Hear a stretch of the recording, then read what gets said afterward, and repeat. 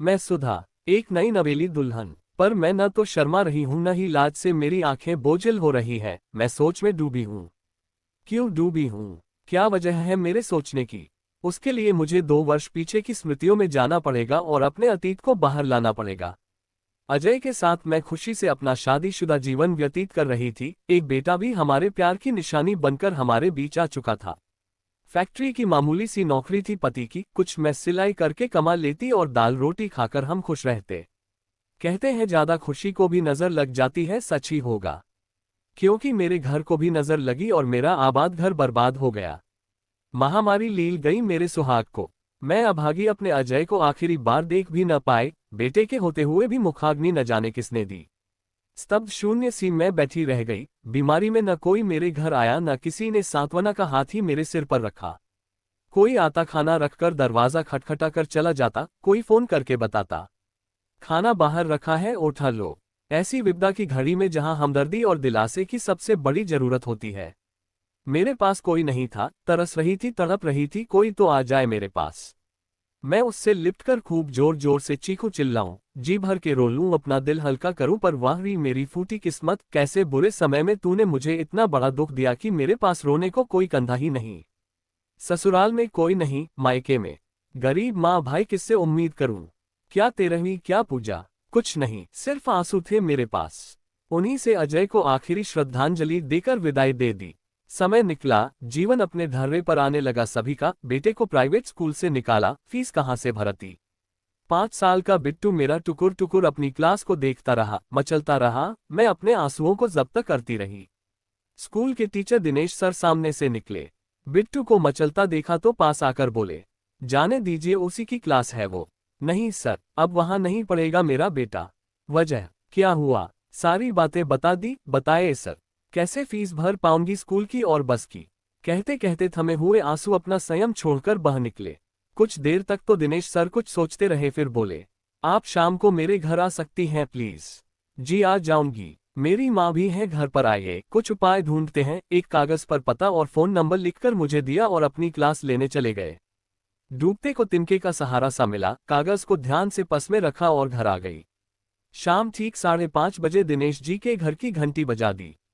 दरवाजा एक वृद्धा ने खोला, प्यार से स्वागत किया और बैठाया। तभी अंदर से 2 साल की छोटी सी गुड़िया जैसी बेटी को लेकर दिनेश सर आए। बिट्टू को देखकर गुड़िया उसकी तरफ भागकर गई और तुतलाकर न जाने किस भाषा में बातें करने लगी। माँ, ये सुधा जी हैं। मैं इन्हें जानता तो नहीं, पर इनका बेटा हमारे ही स्कूल में पढ़ता है। सुधा जी, मैंने आपकी परेशानी का एक हल निकाला है, जिससे बिट्टू का स्कूल और पढ़ाई विधिवत उसी स्कूल से चलती रहेगी। मेरी पत्नी गुड़िया को जन्म देते ही इस संसार को छोड़ गई। माँ से काम होता नहीं, गुड़िया को भी संभालना बहुत मुश्किल हो जाता है। आप बाजू वाले कमरे में शिफ्ट हो जाएं। माँ को और गुड़िया दोनों को सहायता हो जाएगी। बच्चे की फीस मैं देख लूंगा, आपको उसके लिए सोचने की जरूरत नहीं पड़ेगी। अगर आपको मंजूर हो तो कल इतवार है, कल ही आपको यहाँ शिफ्ट कर देते हैं। उद्धरण चिन्ह विस्मयादिबोधक चिन्ह विस्मयादिबोधक चिन्ह। अचानक सारी समस्याओं का समाधान होते देख कुछ समझ नहीं आया, क्या बोलूं? कुछ कह भी नहीं पाए। माँ ने हाथ थाम लिए, हाँ कह दे बेटा, मुझे सहारा हो जाएगा। पराये लोग कब क्या कर जाए भरोसा नहीं, इसीलिए किसी को सहायता के लिए रखा नहीं। दिनेश तुम्हें स्कूल से पहचानता है और तुम भली भी लगी हमें। हो सके तो हाँ कह दो। मेरे पास कोई और रास्ता था नहीं। गरीब माँ गांव में भाई के पास आश्रित थी, उससे क्या सहारा लेती।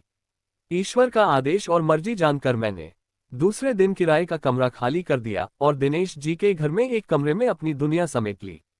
एक टेबल की व्यवस्था कर एक कोने में अपनी छोटी सी रसोई बना ली, दूसरे कोने में सिलाई मशीन रख ली। मांजी ने कहा था, आस पड़ोस के लोगों को कपड़े सिलवाने का बोलेंगी।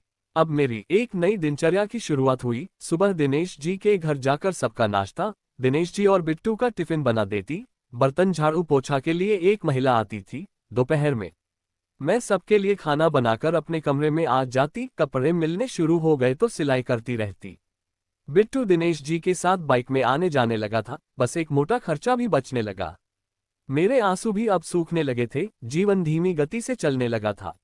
उधर मांजी और दिनेश भी खुश थे, व्यवस्थित रूप से खाना नाश्ता मिलने लगा। गुड़िया को भी सही देखभाल मिलने लगी। बिन माँ की बच्ची भी खिल उठी।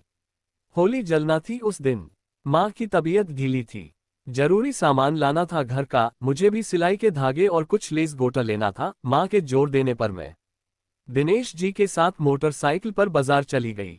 सामान लेकर जैसे ही लौटी, कुछ पड़ोसी धीमे से हंसते हुए बोले, भाभी जी के साथ शॉपिंग। मैं तो जैसे जमीन में गड़ गई। दिनेश जी बुरी तरह अपमानित से हो गए। अचानक माँ आई और बोली, बहुत अच्छा और सही रिश्ता बना दिया तुम लोगों ने, जो बात हम सबके मन में आई भी नहीं तुम सबने सोच लिया। आभार व्यक्त करती हूँ तुम सभी का। अंदर गई और सिंदूरदान उठा लाए और दिनेश जी से बोली, ले बेटा भर सुधा की मांग और बना अपनी पत्नी, मेरी बहू और गुड़िया की माँ। मैंने डबडबाए आंखों से माँ को देखा तो सीने से लगाकर बोली, मैं जानती हूँ न तुम्हारे मन में पाप है, न मेरे बेटे ने कभी तुम्हें नजर उठाकर देखा। पर जो लोग आज तुम पर उंगली उठा रहे हैं, कल तो वो जीना दूभर कर देंगे तुम्हारा। इसलिए अपने बेटे और उसके भविष्य के लिए इस रिश्ते को एक नाम दे दो। दिनेश ने मेरी सूनी मांग सुर्ख लाल सिंदूर से भर दी। मेरी आंखों से आंसू छलक गए, जिसे अधिकार से दिनेश जी ने अपने हाथ से पोंछ दिए। होली के ही दिन घर में मां ने शादी करवा दी हमारी। अचानक आहट से मैं जैसे तंद्रा से जागी, देखा तो दिनेश थे। दोनों के चेहरे पर खुशी और पूर्णता थी। आज दो अधूरे पूरे हो गए। हर रिश्ता गलत नहीं होता, दुनिया को एक ही चश्मे से देखना नहीं चाहिए। हमें विपदा में पड़े लोगों का साथ अवश्य दें, यही सबसे बड़ी इंसानियत होती है।